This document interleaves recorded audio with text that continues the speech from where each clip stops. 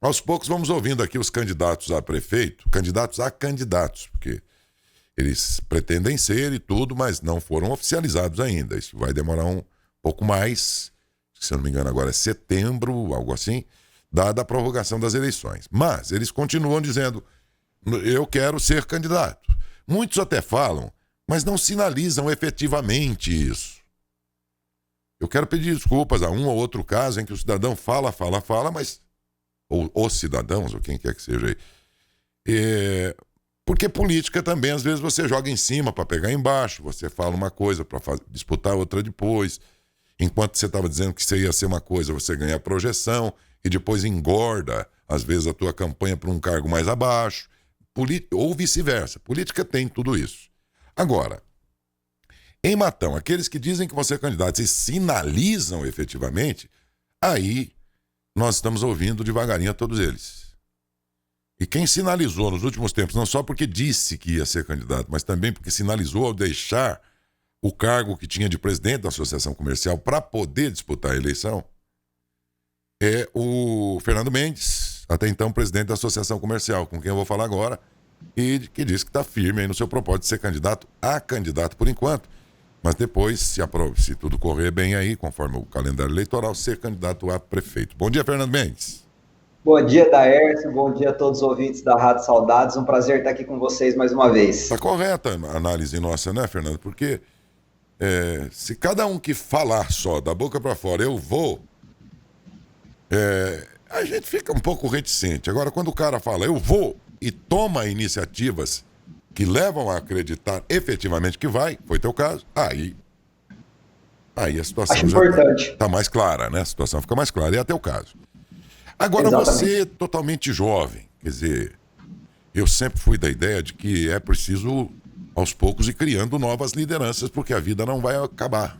Os mais conhecidos aí do meio político e tal, vão em carreira política, ela começa, o cara vai, depois ele chega numa idade, começa a morrer o eleitorado dele, começa a vir uma moçada nova, e é normal isso aí, é um gráfico da vida política de todos os políticos. Ele sobe, chega um momento que ele se torna um campeão de votos, depois ele começa a cair, ele começa a perder a identidade com o tipo de eleitor que ele tinha. Sabe a Xuxa? Era muito assistida pelas criancinhas, aí as criancinhas que ouviam a Xuxa foram crescendo, hoje já tem 40 anos, não vai mais assistir a Xuxa, ela perdeu espaço. É normal isso. Depois tem uma queda na carreira, né? Então você é, pelo que vejo, o nome mais jovem entre todos os... Desculpa a pergunta, que é sempre indelicada, mas para quem é jovem não é. Quantos anos você tem? Daércio, eu tenho 28 anos e na eleição já vou ter 29 já. Eu não me lembro se o Neto tinha... O Neto tinha mais ou menos a tua idade quando disputou a primeira, não foi? Era, se eu não me engano, ele tinha a mesma idade que eu, um pouco É, mais novo, talvez. é verdade. É verdade. Fernando, dentro desse contexto em que todos os candidatos podem não saber exatamente qual é a realidade financeira do município, os cofres do município, mas pode imaginar. Então é de se imaginar que então qualquer um vai ter enormes dificuldades para administrar essa situação toda que está aí. Do ponto de vista de um candidato mais jovem como você tem alguma receita para isso, mesmo não tendo conhecimento preciso de todos os números? Daércio, receita, ninguém tem uma pronta, né? Ela vai ser desenvolvida de acordo com o que a gente for trabalhar lá dentro da prefeitura. Mas o prefeito, o candidato a prefeito, pré-candidato, que entrar na política, querer se candidatar sem saber a dívida que a prefeitura tem hoje, sem saber dos problemas que tem hoje na prefeitura, tá entrando bem enganado, porque é muito importante que saiba essa dívida e como resolver esse problema. Um dos grandes pontos, Daércio, é primeiro, sentar no caixa, garantir que esse dinheiro vai ser muito bem gerido, com um profissional extremamente competente. Quando a gente fala de dinheiro, quando a gente fala de sobrar ou não sobrar dinheiro, de ter ou não ter dinheiro, a gente volta para uma questão muito importante da administração pública, que é a gestão do dinheiro e a gestão de tudo que a gente tem dentro da prefeitura. Porque a gente sempre fala, a gente precisa economizar, a gente precisa guardar, a gente não pode gastar. Concordo, só que você só vai fazer isso se você tiver uma administração eficiente, uma administração profissional que vai cuidar de verdade desse dinheiro e garantir que todo o dinheiro investido pela população no pagamento de seus impostos seja retornado em benefício para a cidade, com saúde, educação, transporte, cortar a grama da cidade, recolher o lixo. Então, assim, a dívida é grande, nós vamos ter um desafio muito grande, a gente tem que ser muito pontual na questão financeira e sentar no caixa, garantir que a gente gaste o menor possível, que a gente consiga trabalhar com o mínimo de pessoas possíveis dentro da prefeitura, que a gente economize dinheiros, por exemplo, como aluguel de prédios, aluguel de carro, até mesmo as terceirizadas a gente tem que avaliar para ver se é realmente o melhor custo-benefício para a população ter uma terceirizada, e às vezes talvez é mais barato e mais eficiente ter uma equipe própria sua, mas tem que cuidar do caixa obrigatoriamente. E uma coisa muito importante, que aí eu trago um pouco para a juventude, que é nossa força, é nossa verdade, que é a inovação. Tem que ser inovador, tem que pensar fora da caixinha. Durante muito tempo na associação comercial, enquanto estive presidente, todas as nossas eventos que a gente fez, a gente não tinha um centavo para fazer o evento, a gente arrecadou do zero todo esse trabalho até fazer acontecer Facima, por exemplo, 3 edições. Então, assim, tem que ser criativo, tem que ser inovador. E eu, como jovem, o mais jovem candidato de todos os pré-candidatos hoje, né? Eu sou o pré-candidato mais novo, então eu trago essa novidade, essa juventude, principalmente essa inovação, porque vai precisar ser muito inovador para poder recuperar esse caixa da prefeitura para os próximos anos. Com dinheiro no cofre fica tudo mais fácil. Agora, quando não tem, aí tem que inventar. E é assim na vida da gente também. Tá todo mundo se reinventando hoje em dia, né? Então, numa prefeitura não deve ser diferente. Achar que só dá para fazer as coisas, ou então eu não faço porque não tenho dinheiro, é conversa já superada, né? Dinheiro não tem faz tempo. Agora é hora de ver o sujeito se ele tem cabeça empresarial, cabeça de gestão, cabeça de inovação e tudo mais. Aí eu pergunto a você, para formar a tua equipe, porque um candidato não se faz sozinho, você está buscando apoios em que setor especificamente, ou você está buscando apoio em todas as partes da sociedade para te apoiar aí no caso?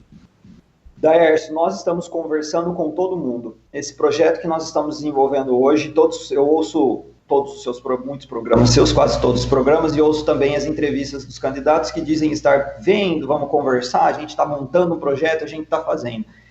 A gente, como Partido Verde, nosso time, a gente já está com esse projeto montado já faz um tempo, a gente já está desenvolvendo ele já faz alguns anos, e conversando com toda a sociedade civil, principalmente com a população, e com também pessoas técnicas de diversas áreas para que a gente trouxesse todos os projetos hoje. Então, na área da saúde, a gente conversou com diversos médicos, tenho contato com eles, conversamos com todos eles, conversei na área da saúde, da educação, do transporte, da limpeza, da segurança pública, da turismo. Então, assim, todo esse projeto nosso é criado com especialistas, técnicos.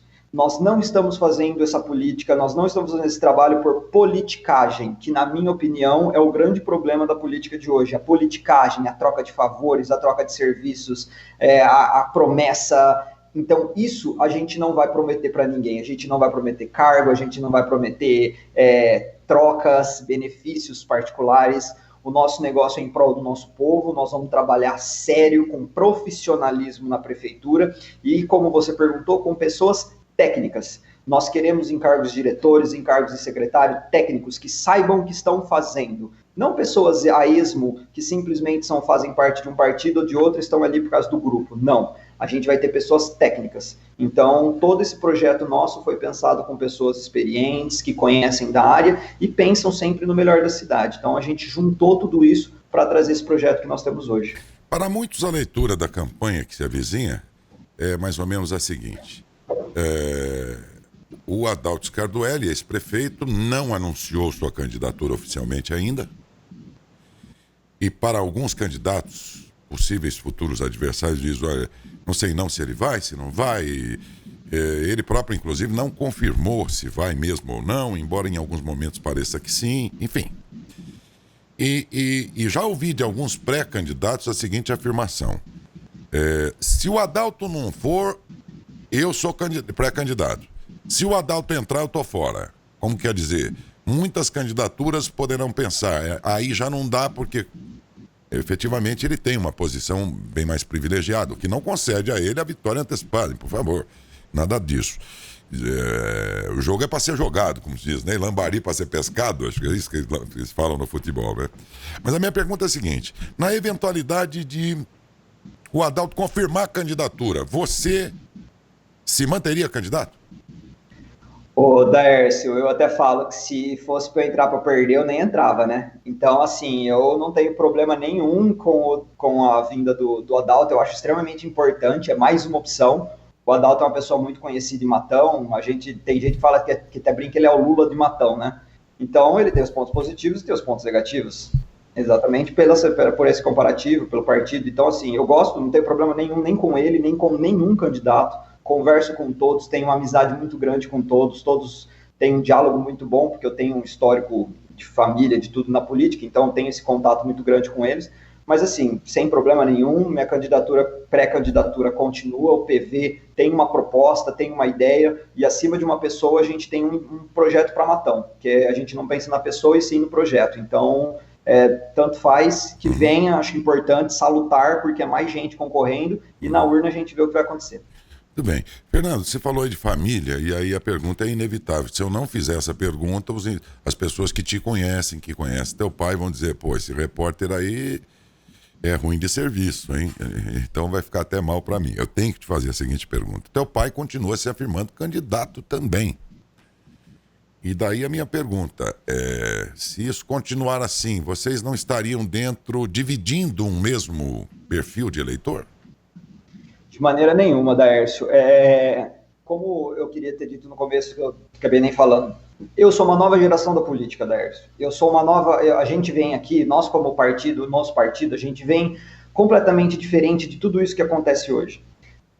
Meu pai, sim, pode até ser pré-candidato, está querendo ser candidato, mas são públicos completamente opostos. A nossa maneira de pensar política é uma maneira completamente diferente de toda a política que tem hoje, não só de uma política, mas de toda. Se você pegar todo o quadro de candidatos hoje, por exemplo, você vai ver que são políticos profissionais que estão na política há muito tempo. Nós, como Fernando, puxando pelo partido, nós somos completamente fora da política. Nós não temos esse envolvimento direto dentro da política. Nós pensamos completamente diferente, uma geração diferente, um pensamento diferente. Por várias vezes eu ouvi você falando quanto política precisava ser inovada, política precisava ser renovada. Então a gente vem exatamente com essa renovação. A gente não tem nada a ver, não é comum, mas com todos. São outro tipo de público, são outro tipo de pessoas. Obviamente, os votos estão ali, nós queremos trabalhar os votos e pedir esses votos também para que votem na gente.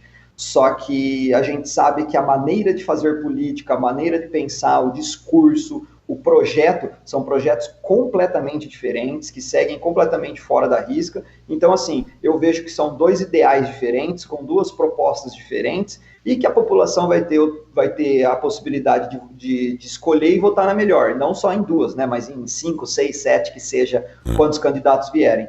Mas, em geral, sem problemas, eu não vejo problema nenhum, porque realmente são ideias completamente diferentes, propostas diferentes e que não se batem. Bom, tudo bem, mas é que a gente fica curioso em imaginar que como é que está sendo, então, a convivência lá na família deles? Porque, poxa, o filho é candidato, o pai também.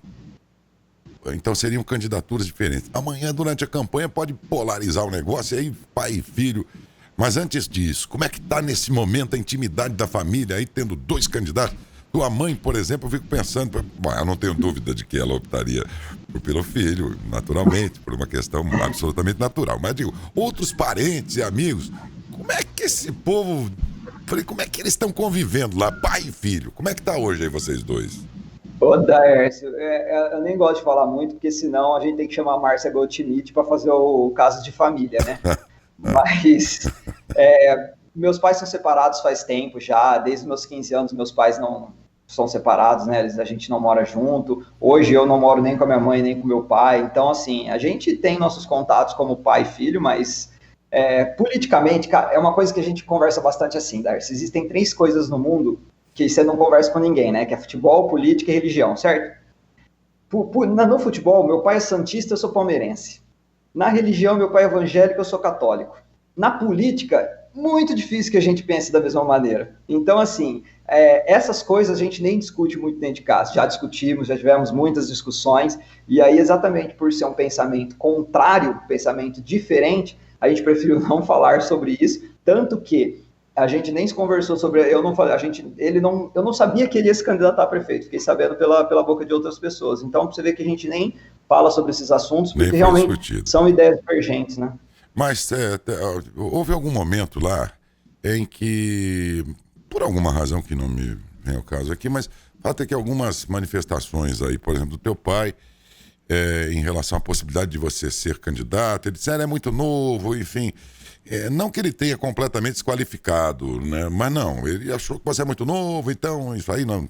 Enfim, é um episódio aí ocorrido, mas que não foi muito legal, né? Assim, do ponto de vista do que as pessoas viram. Não exatamente em relação a você, mas a pergunta é a seguinte: isso aí tá superado já? Isso tá super esperado, eu não ligo para essas coisas, eu deixo as coisas falarem, como eu falei, são pensamentos completamente diferentes. Foi dito, não só por ele, mas por outros candidatos, a questão da minha idade, Você é questão muito de eu não menino, ter que não sei o quê, experiência. né? Aí eu faço a seguinte pergunta para todos eles, o que eles fizeram até agora? Tem tudo mais velho que eu, tudo experiente. A moçada também tem essa questão, né? Tá, e vocês? A Eu pergunta não tenho problema em falar, Darcy. Então, assim, é o que eu falo para todo mundo. Porque você é muito novo. Tá bom, eles são mais velhos que eu, eles têm 60, 50, 70 anos. E até agora, Matão não melhorou. Faz quantos anos que a gente só fala de Matão pior, Matão pior, Matão pior? E eles são os experientes, eles têm as experiências, eles conhecem os caminhos. Isso aí já vai ser Então, não parte tô do vendo esse resultado. isso aí já vai ser parte do seu discurso de campanha propriamente. Você está afinando já esse discurso aí, pelo que eu vi, que é um Já, argumento, bastante. forte, né? Então estou imaginando que você já está treinando os teus comícios aí, as tuas falas aí de campanha, né? Bastante. Atenção, demais candidatos, já vão percebendo aí que a coisa vem, a meninada, a moçada aí que vem questionando tudo. Bom, pra gente terminar aqui. Quem não sabe? Tem ouvintes que talvez, pode ser. Até, de fato, é verdade. Eu falei do teu pai, você também se referiu, e alguns ouvintes perguntam, mas quem que é o pai dele? Porque tem gente que não conhece. O Aguinaldo Navarro é pai, né, do Fernando. De fato, eu não falei o nome, e muitos não sabiam, e como a boa maioria sabe, então eu imaginei que tem sempre, então, tá esclarecido.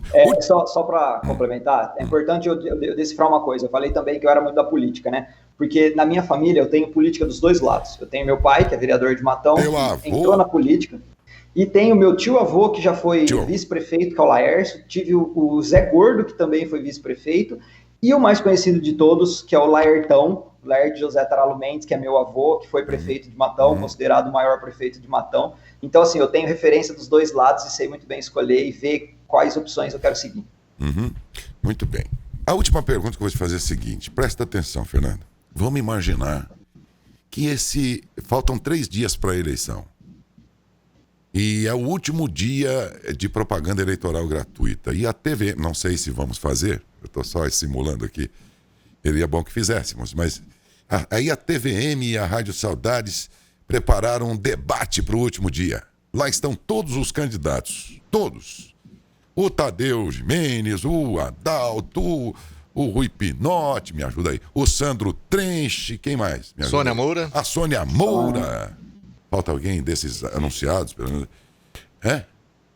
Prefeito, talvez? O próprio prefeito. O prefeito, né? Schettini, que a gente não sabe se vai, não vai, enfim, mas vamos colocar aqui, tá tudo lá. Nossa, agora vocês me assustaram aqui no seguinte sentido, né? Eu vou apresentar o debate, hein? Vai ser um belo tempo de debate. Cara, né? Como é que vai ser? Bom, vocês me assustaram um pouco, mas vamos lá. Eu tô simulando aqui uma situação. E aí, tá lá o Fernando também.